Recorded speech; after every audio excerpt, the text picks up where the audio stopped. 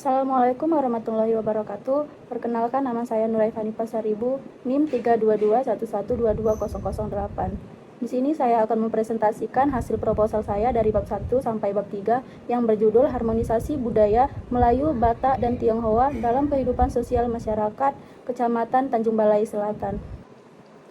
Selanjutnya, bagian bab 1 latar belakang. Indonesia dikenal sebagai negara yang kaya akan pluralitas. Dari Sabang sampai Merauke terdapat ribuan suku bangsa dengan bahasa, adat istiadat, dan tradisi yang berbeda-beda. Keberagaman ini tidak hanya tampak dalam aspek budaya, tetapi juga dalam agama, bahasa, dan nilai-nilai sosial yang dianut oleh masyarakat. Dengan lebih dari 1.340 suku bangsa dan ratusan bahasa daerah, Indonesia menjadi salah satu negara multikultural terbesar di dunia. Tanjung Balai Selatan merupakan salah satu wilayah di pesisir timur Sumatera Utara yang sejak lama dikenal sebagai ruang pertemuan berbagai etnis. Letaknya yang strategis di jalur perdagangan Selat Melaka menjadikan daerah ini sebagai pintu masuk interaksi budaya dan migrasi. Sejak masa kolonial, masyarakat Melayu sebagai penduduk asli pesisir telah berinteraksi dengan etnis Batak dari pedalaman serta komunitas Tionghoa yang datang melalui jalur perdagangan. Pertemuan ini melahirkan sebuah ruang sosial yang multikultural, di mana perbedaan tidak hanya berdampingan, tetapi juga saling berbaur. Namun, Tanjung Balai juga pernah menjadi sorotan nasional karena konflik bernuansa SARA. Misalnya insiden pada tahun 2016, peristiwa tersebut menunjukkan bahwa keberagaman bisa menjadi sumber gesekan bila tidak dikelola dengan baik. Meski demikian, masyarakat Tanjung Balai mampu membangun kembali harmoni melalui dialog antar tokoh agama, budaya, dan perintah daerah. Pengalaman ini menjadikan Tanjung Balai sebagai laboratorium sosial yang penting untuk mengkaji bagaimana keberagaman dapat dikelola agar menjadi kekuatan bukan ancaman. Rumusan masalah dalam penelitian ini adalah yang pertama, bagaimana bentuk harmonisasi budaya antara masyarakat Melayu, Batak, dan Tionghoa dalam kehidupan sosial di Kecamatan Tanjung Balai Selatan. Yang kedua, nilai-nilai budaya apa saja yang dijadikan landasan dalam membangun keharmonisan antara etnis di Kecamatan Tanjung Balai Selatan. Yang ketiga, apa tantangan atau potensi konflik yang muncul dalam interaksi sosial antar etnis di Kecamatan Tanjung Balai Selatan. Adapun tujuan penelitiannya yang pertama itu mendeskripsikan bentuk harmonisasi budaya antara masyarakat Melayu, Batak, dan Tionghoa dalam kehidupan sosial di Kecamatan Tanjung Balai Selatan.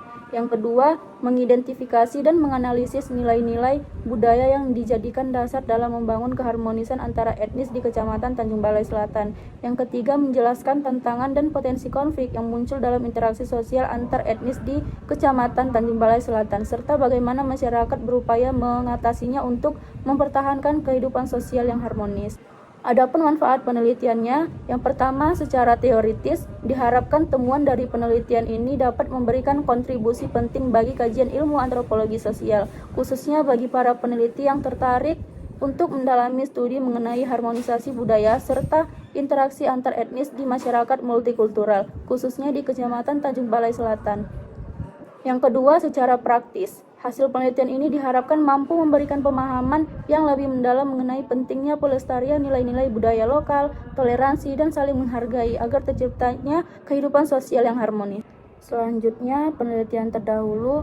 Yang pertama itu penelitian Sriana dan kawan-kawan tahun 2025. Dalam judul penelitiannya, Akulturasi Budaya dalam Masyarakat Multietnis di Kota Palangkaraya, menjelaskan bahwa akulturasi budaya di masyarakat multietnis Kota Palangkaraya terjadi melalui proses interaksi sosial yang harmonis, di mana nilai-nilai budaya lokal dan pendatang saling beradaptasi tanpa menghilangkan identitas masing-masing.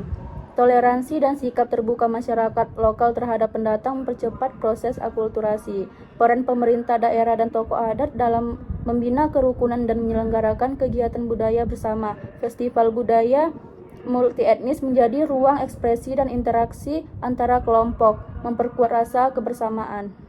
Penelitian yang kedua itu dari Sia dan kawan-kawan tahun 2019 yang berjudul Tinjauan Historis Simbol Harmonisasi Antara Etnis Tionghoa dan Melayu di Bangka Belitung. Simbol harmonisasi antara etnis Tionghoa dan Melayu di Bangka Belitung tercermin dalam ungkapan lokal atau Tong Ngin Fan Ngin Jip Jong yang berarti Cina dan Melayu sama saja, menegaskan bahwa kedua etnis hidup berdampingan secara damai dan serta dalam masyarakat.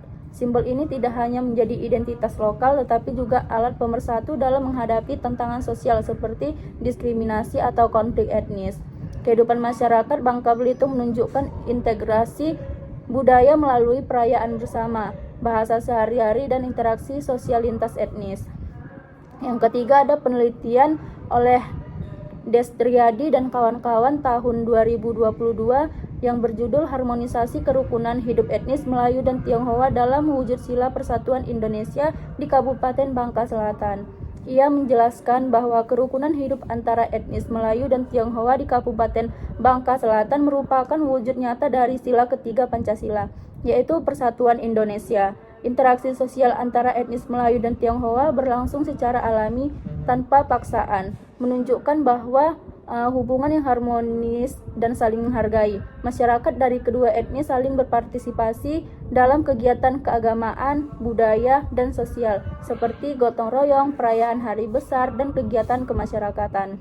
Adapun penelitian oleh Idris dan Febrianto tahun 2023 dengan judul Harmonisasi antara orang Minangkabau dan orang Batak. Ini menjelaskan bahwa harmonisasi antara orang Minangkabau dan orang Batak di Nagari bawah dapat terwujud karena kemampuan kedua kelompok dalam meredam konflik pribadi agar tidak berkembang menjadi konflik kelompok. Yang terakhir, ada penelitian Meldawati tahun 2022 yang berjudul Harmonisasi Antar Etnik Jawa Minang Batak Studi Kasus di Daerah di Jambak Kabupaten Pasaman Barat. Ini menjelaskan bahwa harmonisasi antara etnik Jawa, Minang, dan Batak di daerah Jambak Kabupaten Pasaman Barat terwujud melalui interaksi sosial yang intensif, toleransi budaya, dan praktik kehidupan bersama yang saling menghargai. Selanjutnya, landasan teori. Di sini saya menggunakan teori integrasi sosial yang dikemukakan oleh Emil Durkheim yang membahas mengenai integrasi sosial yang mana individu merasa terhubung dan menjadi bagian dari komunitas yang lebih besar. Dalam pandangannya mengenai integritas, ia menekankan bahwa keteraturan sosial hanya bisa tercapai jika ada solidaritas yang kuat di antara anggota masyarakat. Emil Durkheim memandang masyarakat sebagai suatu entitas yang lebih besar daripada sekedar kumpulan individu. Selanjutnya, kerangka konsep.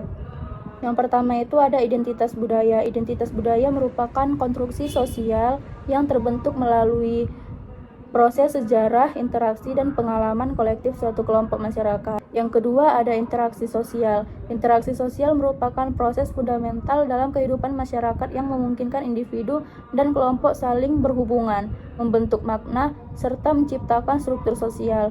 Yang ketiga itu ada integrasi sosial. Integrasi sosial merupakan kondisi ideal dalam masyarakat di mana terdapat keselarasan antara nilai, norma, dan tindakan sosial yang mencerminkan kejujuran, tanggung jawab, dan komitmen terhadap kebaikan bersama.